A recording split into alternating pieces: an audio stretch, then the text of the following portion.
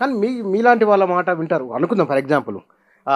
మీలాంటి ఓ ఇద్దరో ముగ్గురో తెలంగాణలో ఉన్న మేధోవర్గం వారికి సంబంధించిన మాటలను ముఖ్యమంత్రి వింటారు అనే ఒక అభిప్రాయం ఉంది చాలా మందిలో.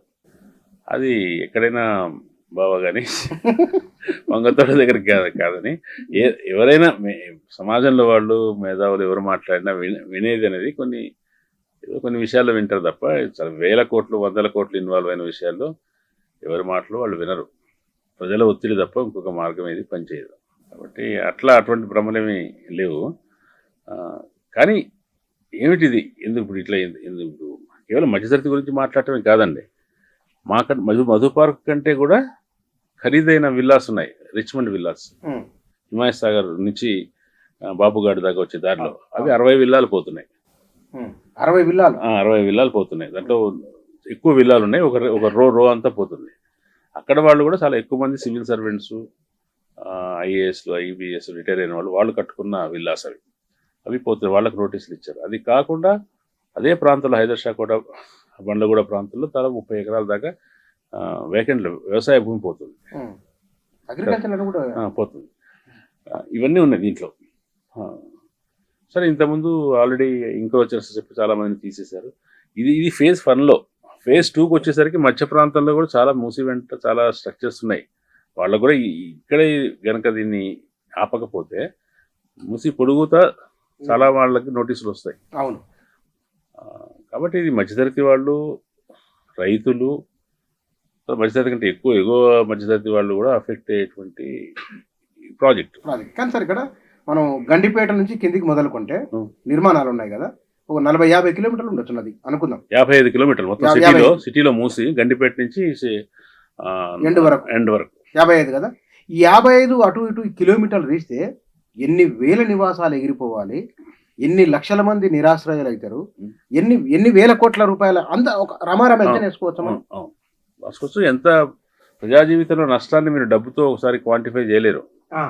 ప్రజా జీవితంలో కలిగే వాళ్ళకి సంక్షోభం కానీ, వాళ్ళకి కలిగే ఇబ్బంది కానీ, వాళ్ళ లైవ్లీహుడ్స్ కలిగే నష్టాన్ని కానీ.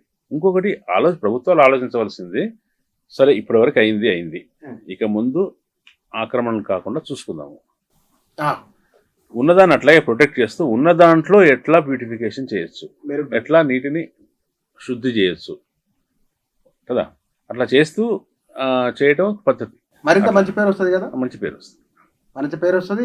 ఆయన ఫోటో కూడా, విగ్రహం కూడా పెడతారు. తక్కువ దాంతో. కానీ పాలసీ మేకింగ్ లో ఉన్న వాళ్ళు సాధారణంగా ఐఏఎస్లు, ఉన్నతాధికారులు ఉంటారు కదా, అక్కడ ఒక మానవీయ కోణం అనేది ఎందుకు కనబడదు? ఒప్పించవచ్చు కదా. ఇప్పుడు ముఖ్యమంత్రికి ఆయనకు 1,00,000 ఉంటాయి, అధికార యంత్రాంగం కదా, వాళ్ళు అధ్యయనం చేసి చెప్పాల్సి. వీళ్ళు 12వ తారీఖు విడుదల చేసిన నోటిఫికేషన్ లో సోషల్ ఇంపాక్ట్ అసెస్మెంట్ ని మినహాయిస్తూ చెప్పారు.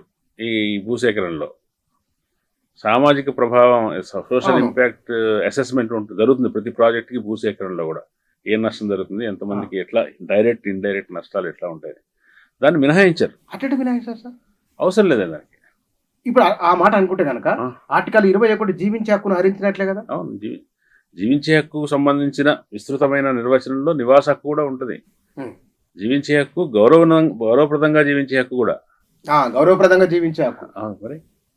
కాబట్టి ప్రభుత్వం ఏం ఆలోచిస్తుందో ఇటువంటి ప్రాజెక్ట్స్ ద్వారా, ఇటువంటి చేయటం ద్వారా అది ఎట్లా పబ్లిక్ పర్పస్ అవుతుందో మనకు తెలియదు. అంతర్జాతీయ సంస్థల నుంచి రుణాలు సేకరించి ప్రభుత్వం వైపు నుంచి భూమిని అందించి మొత్తం దాని చుట్టూ ఉన్న పారాఫెల్ని అంతా కూడా, అంటే పార్కులు, రిక్రియేషన్స్, హోటల్స్, విలాస ప్రాంతాలు, వీటన్నిటిని రోడ్స్, సైక్లింగ్ రోడ్స్, ఇవన్నిటిని నిర్మించడానికి ఒక పెద్ద ఇన్ఫ్రాస్ట్రక్చర్ కంపెనీకి ఆర్డర్ ఇచ్చి ఇదంతా మొత్తం 1,00,000 కోట్ల దాకా. దానికి ఆధారం ఏంటి అంటున్నారు, కానీ వాళ్ళు ఆ 1,00,000 కోట్ల ఊరికే రాలేదు, ఎక్కడో ప్రస్తావన నుంచే వచ్చింది. మొత్తం ఈ గాంధీ సరోవర్ దాకా ఈ ప్రాంతం ఫస్ట్ ఫేజ్కి 5,000 కోట్లు కావచ్చు, కానీ దాని చుట్టూ నిర్మాణం అయ్యేటువంటి ఇన్ఫ్రాస్ట్రక్చర్ అంతటికి కూడా 1,00,000 కోట్ల దాకా మొత్తంగా అయ్యే అవకాశం ఉంది. దీనికోసం ఒక పెద్ద ప్లేయర్ ఎవరైనా, పెద్ద కాంట్రాక్టర్ ప్రమేయం ఉండొచ్చు, రావచ్చు, రేపొద్దున వాళ్ళకి అవకాశం ఇవ్వచ్చు అని ఇటువంటి ఊహాగానాలు చాలా వస్తున్నాయి. అంటే ప్రజలు నిజంగా సదుద్దేశంతోనే చేస్తుంది ప్రభుత్వం అని నమ్మట్లేదంటే ప్రభుత్వం వ్యవహరించే తీరే అందుకు ఆస్కారం ఇస్తుంది. అంతే, వ్యవహరిస్తున్న తీరు. తీరు. కానీ సార్ ఇక్కడ